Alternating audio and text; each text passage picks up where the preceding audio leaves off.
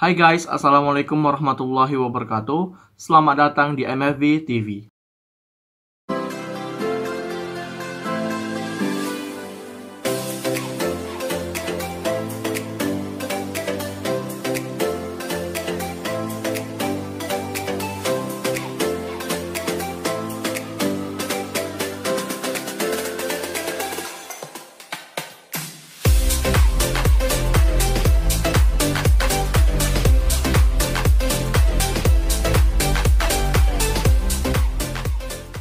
Di video kali ini, aku ingin berbagi informasi ke kalian mengenai perkembangan pencarian ketiga anak hilang di Desa Pulka, Kabupaten Langkat. Jadi, ingat nggak kalian mengenai Dimas Form Official yang menyatakan bahwa dia melihat anak-anak ini dibawa oleh beberapa orang dewasa di dalam mobil berwarna hitam. Aku lupa itu Xenia atau Avanza. Tapi yang jelas mobil itu berwarna hitam dan beliau bilang mobil anak-anak itu sempat diturunkan di lampu merah untuk mengemis gitu ya. Dan lalu kemarin itu aku udah dapatkan nomor teleponnya atau nomor WA-nya dari salah satu YouTuber juga, dan aku coba komunikasi dengan beliau. Jadi di hari Kamis yang lalu aku mencoba untuk diskusi dengan dia atau mencoba berbicara dengan dia. Ini teks pembicaraan kami itu. Dia nanya juga, sempat nanya dapat WA-nya dari mana. Lalu aku bilang kalau aku dapat dari Bang Hermansyah. Lalu ada pembicaraan sampai tutup di pembicaraan hari Kamis itu adalah, "Bos jangan nelpon, aku ada acara." Oke baik, aku bilang. Lalu di hari Jumat jam 12:30 malam, si Dimas ini coba menghubungi aku lagi dan lalu bilang, "Abang mau ngomong apa sebenarnya?" gitu kan. Lalu aku bilang, "Saya mau nanya mengenai perkembangan pencarian anak hilang ini, Bang." Kenapa aku nanya sama dia gitu? Karena dia katanya melihat anak-anak ini kan di tebing.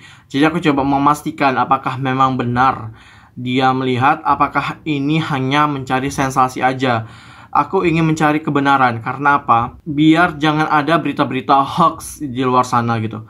Kan kita gini, kalau kita tersebar berita hoax kan kasihan juga ke keluarga. Aku nggak mau malah nanti kasihan ke keluarga gitu loh. Karena cukuplah keluarga ini sedih karena anaknya hilang. Jangan lagi ditambahi dengan sedihnya orang tua itu karena berita-berita hoax yang menyebar di luar sana gitu. Jadi di sini aku udah berbicara sampai pada saat akhirnya dia bersedia kalau aku wawancarai. Dan pertanyaan mulainya itu adalah, pertanyaan awal yang aku ajuin ke dia adalah, "Waktu kejadian itu berapa orang yang berada di dalam mobil, Bang?" Aku bilang. Lalu dia bilang, kalau dibilang ya sekitar 7 orang sih, termasuk ada 2 orang juga seperti ibu-ibu di dalam mobil. "Dewasa berapa orang, Bang?" Aku bilang lagi. Karena kan katanya di dalam itu ada 7 orang. Tapi kan aku nggak tahu ini di dalam ini berapa orang yang dewasa, berapa orang yang anak-anak gitu kan. Lalu dia bilang, "Kalau masalah dewasa berapa orang, ya semua orang dewasa termasuklah, Bang. Kecuali ada yang botak badan besar," kata dia. "Kalau anak-anak yang abang lihat berapa orang, Bang?" "Zahra dan Nizam duduk di belakang.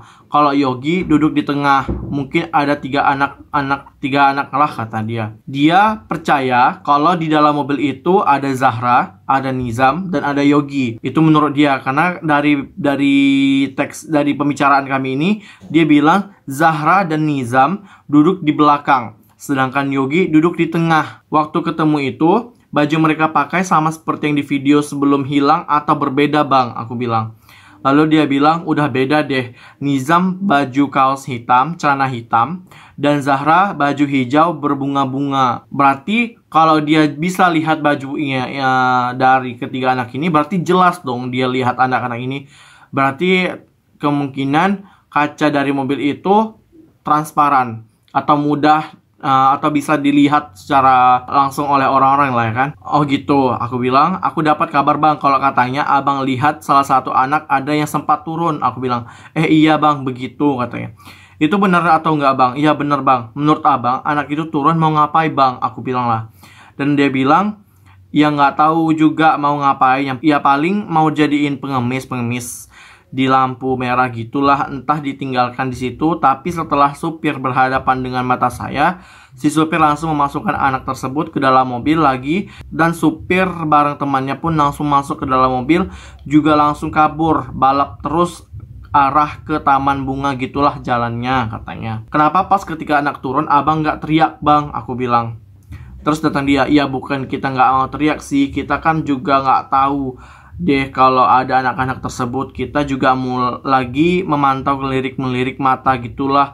Setelah saya lihat rupanya betul, pertama kali saya lihat yang keluar adalah si Zahra, baru keluar Nizam, baru Yogi tidak dikeluarkan. Nah, kalau dia memang jelas melihat itu adalah Zahra dan Nizam, dan itulah kejanggalan aku, kenapa dia nggak teriak gitu loh. Dia teriak kan minta tolong kan, setidaknya kan biar dijegat gitu loh mobilnya dan nggak kabur gitu kan. Tapi abang yakin itu memang anak-anak itu, aku pastikan lagi. Dan dia bilang di situ nggak ada kamera CCTV juga ya, kita udah dijemput oleh pihak kepolisian dari Langkat. Dari kemarin kita sudah dijemput dan sudah terjun ke lokasi tersebut di Simpang Rambung, dan kami juga berusaha mencari kamera CCTV, tapi tidak ada di lampu merah itu. Yang ada hanya di depan ruko. Ruko aja, tapi arahnya ke ruko itu nggak arah ke pasar. Jadi nggak ada kamera CCTV yang melihat ke lokasi itu, aku bilang. Nah, tapi dia jawab pertanyaan aku yang tadi, tapi apa yakin itu benar anak itu? Dia jawab pertanyaan itu, dia bilang, iya insya Allah yakin deh. Setelah saya telusuri, saya perlihat jelas dengan mata saya, iya yakin, saya duga itu anak-anak yang hilang di Langkat. Terus dia bilang juga, jadi nggak ada kamera CCTV yang melihat ke lokasi itu. Dia jawab, terus dia bilang, kamera CCTV tidak ada. Astaga, ada, cuma di depan ruko aja, arah ke ruko, tidak ke pasar. Kita kan sama pihak polisi juga sudah menanyakan ibu-ibu dan tukang parkir, tidak ada kamera CCTV gitu loh. Jadi dari pihak kepolisian sendiri sudah menanyakan apa aja ke abang, aku bilang. Ya minta keterangan dan difoto lokasi tersebut dan diwawancarai. Ya udah, abis itu nggak ada lagi langsung pulang gitu kan. Oh begitu, besok atau lusa ada kegiatan pemeriksaan lagi nggak abang dari pihak kepolisian ke abang, aku bilang. Terus dia bilang, kalau itu kurang tahu saya bang, cuma hari pertama saja itu. Lagian saya sudah mengasih info ke Pak Kades Langkat kok tentang masalah perkembangannya gimana ya. Begitulah ada perkembangan baik, saya bilang ke Pak Kades. Coba bapak lihat dari channelnya Ganesha Misteri. Di situ dan di komentar-komentar itu ada alamat pelaku tersebut dan lokasi juga ada di komentar itu. Dijawab Pak Kades. Udah, terus saya jawab, udah apanya Pak? Dijawab lagi, udah saya tonton channel itu. Ya udah gitu aja, saya jawab lagi. Jadi gimana, apa tanggapan bapak itu? Ya dijawab antara percaya atau tidak. Percaya itu kan penerangan ya, saya jawab lagi. Bapak tahu nggak Gang Manggis 04? Dia tidak tahu, masih dilihat oleh anaknya di Google Maps gitu katanya. Lalu dia ada mengirim beberapa screenshotan chatnya dengan Bapak Kades yang nanti akan saya tunjukkan ke kalian. Lalu kita lanjutkan pembicaraan kami. Oh begitu, makasih banyak ya bang atas informasinya. Semoga saja berita ini benar dan anak-anak ini segera ditemukan. Oke. Nah, jadi inilah teksnya dan inilah screenshotan percakapan antara Dimas dengan Bapak Kades yang ada di Desa Pulka. Oke, ini dia nunjukin screenshotan chatnya dengan Bapak Kades. Lalu ini isi dari apanya, chatnya. Pak ada info terbaru, assalamualaikum, dia bilang. Oke, apa itu dek? Waalaikumsalam. Ada informasi terbaru buat si penculik pak, udah dapat pak alamatnya gitu. WA kan kemari, alamat lengkapnya ya dek, dibilang Bapak Kadesnya. Terus dijawab sama Dimas, gimana pak, sudah dilihat? Dia kasih screenshotan mungkin komentar dari beberapa subscribernya yang ada di YouTube-nya. Udah gitu, dibilang bapak itu. Lalu udah apanya itu pak? Dijawab sama Dimas. Lalu dijawab Pak Kadesnya lagi, udah ku tonton YouTube-nya. Terus apa tanggapan komentarnya pak? Ini apa betul? Dia bilang, aku nggak tahu itu betul apa, soalnya nggak tahu dari screenshotannya ya. Antara percaya sama tidak, karena di sini juga nggak ada habisnya orang ritual. Jadi dijawab sama Dimasnya, iya sih pak, banyak yang ritual, tapi di komentar itu udah ada jelas alamatnya dikasih, Pak. Lalu, Gang Manggis daerah mana katanya? Diduga anak itu disekap di dalam kamar dan katanya mau dijual organ tubuhnya. Bahaya itu ya, Pak. Masih anak di bawah umur, Pak. Di komentar itu suruh cepat pihak polisi untuk melacak sebelum pelaku pindah lokasi lain. Gitu ku baca, Pak. Ada 2 mobil, mereka pertama hitam dan pindah ke mobil putih. Daerah Medan titik kuning, Pak. Dia bilang kalau Gang Manggis ini itu berada di daerah Medan titik kuning. Sabar ya, awak screenshot katanya. Dia screenshot lagi percakapan itu, lalu dia bilang, itu Pak, entar ya, masih dicek anakku melalui Google. Oke Pak. Lalu, dan di sini jelas Dimas ini memberitahu ke bapaknya bahwa anak-anak ini diculik gitu kan. Dan disuruh agar kadesnya melakukan tindakan cepat agar pihak kades dan juga kepolisian mendatangi Gang Manggis yang berada di daerah titik kuning menurut Dimas. Sini saya akan mencocokkan dari hasil komentar kalian yang ada di YouTube di videoku kemarin. Ada yang bilang ada video yang memberitahu di mana keberadaan 3 anak tersebut, bahwasanya mereka masih hidup. Mereka disekap di dalam kamar atau rumah yang ciri-cirinya tidak jauh dari lampu merah. Masuk gang Manggis 4 nama gangnya. Rumahnya ditongkrongi 2 mobil warna hitam sama putih. Sedangkan untuk ciri-ciri penculiknya, salah satu dari mereka ada seorang perempuan atau ibu-ibu yang perilakunya aneh. Dia selalu mengenakan helm ketika keluar dari mobil. Ini komentar yang pertama. Lalu ada juga komentar yang bilang 3 anak itu sudah dibebaskan di Gang Manggis oleh pelaku. Tolong dong keluarganya cepat-cepat cari soalnya 3 anak ini tak tahu arah jalan menuju ke rumah. Lalu ada juga yang bilang, abang coba lihat channelnya Ganesha Mystery. Mudah-mudahan ketiga adik-adik itu bisa segera ditemukan. Amin. Lalu ada juga yang bilang di komentar, asli bukan rekayasa sebab dari 7 pelaku penculik 5 pria 2 perempuan. Rencana 3 anak ini mau dijual dan pelaku ini menyekapnya di kamar. Mereka pelaku sukmanya telah ditarik dan mereka ini mengaku dan sudah melepaskan ketiga anak itu pada saat sukmanya pelaku ini ditarik. Lalu gini ya, ini tanggapan dari saya sendiri, bukan tidak percaya kalau misalnya anak ini berada di Gang Manggis ataupun di mana yang kalian maksud gitu. Saya nggak mau menyudutkan atau menyalahkan dari pihak manapun. Mau itu dari channel sebelah, channel yang sana, channel yang ini, tidak. Atau bahkan ada yang bilang kalau anak ini di sana gitu. Aku di sini saya nggak bisa mempercayai itu sepenuhnya. Antara percaya dan tidak seperti apa yang dikatakan oleh Kades tadi. Tapi yang jelas jika kita memang menerawang, karena gini prinsip saya sendiri. Jika kita memang sudah tahu lokasinya itu di mana gitu. Kayak misalnya ada beberapa pihak yang mengetahui, yang mengatakan kalau dia melihat anak itu di mana lokasinya. Kenapa tidak mencoba mendatangi sendiri lokasinya itu di mana? Atau memang orang daerah Medan yang mempercayai hal itu dan memang benar-benar penasaran dengan keberadaan anak-anak ini di mana? Dari hasil penjelasannya tadi, kenapa tidak mencoba untuk mendatangi secara langsung? Datang ke lokasi untuk melihat secara langsung kebenarannya. Karena gini, kalau untuk dilihat dari Gang Manggis saja, kalau kita bilang cuma dari hanya Gang Manggis itu banyak sekali. Di daerah Binjai ada, di daerah Medan ada, di daerah Lubuk Pakam ada, atau di daerah manapun pasti ada Gang Manggis.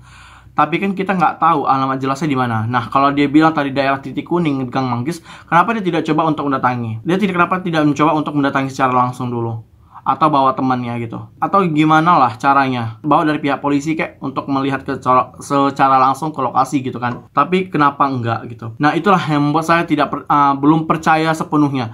Bukan saya tidak peduli dengan ketiga adik-adik ini gitu, ketiga anak-anak ini. Saya peduli sekali dengan keluarganya. Malah karena pedulinya saya nggak mau berita-berita hoax menyebar kemana-mana. Karena begini, orang tuanya sudah merasa sedih ketika anak ini belum ditemukan sampai saat ini.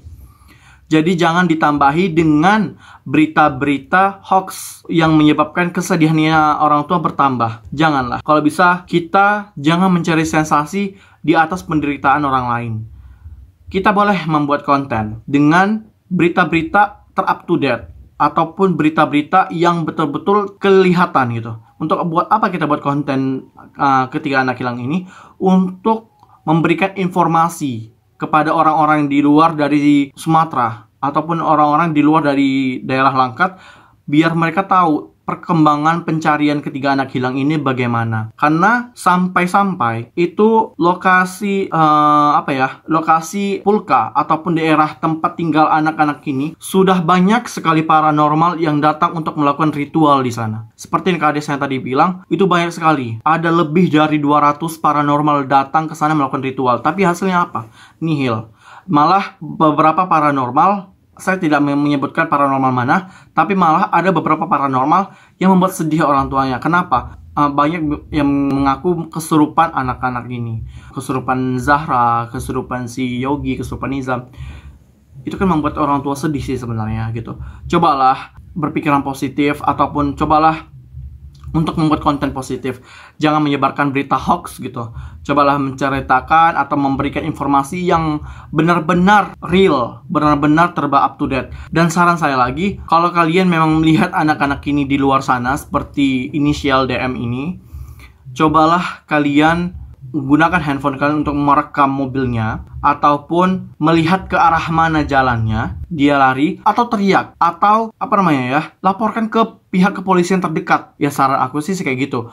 Laporkan dulu ke pihak kepolisian. Setelah kita laporkan ke kepolisian agar polisi melakukan proses pencarian. Dan tips dari saya, jangan menyebarkan berita hoax tentang ketiga anak hilang ini. Karena jujur, saya kecewa sekali jika kalian menyebarkan berita-berita hoax tentang pencarian ketiga anak hilang ini. Karena kalian sama sekali tidak membantu kalau seperti itu. Malah kalian menyusahkan keluarga dan menyusahkan proses pencarian. Coba kita berdoa, jika kita tidak bisa melakukan proses pencarian ke lapangan, cobalah untuk mendoakan agar ketiga anak ini bisa ditemukan secepatnya dalam keadaan sehat walafiat. Itulah harapan kita. Bukan membuat berita-berita hoax di luar sana yang menyebabkan kesedihan untuk keluarganya. Seperti itu. Ya guys, itu dia pertemuan kita kali ini. Jangan lupa subscribe, like, komen, dan share video ke semua teman-teman kalian.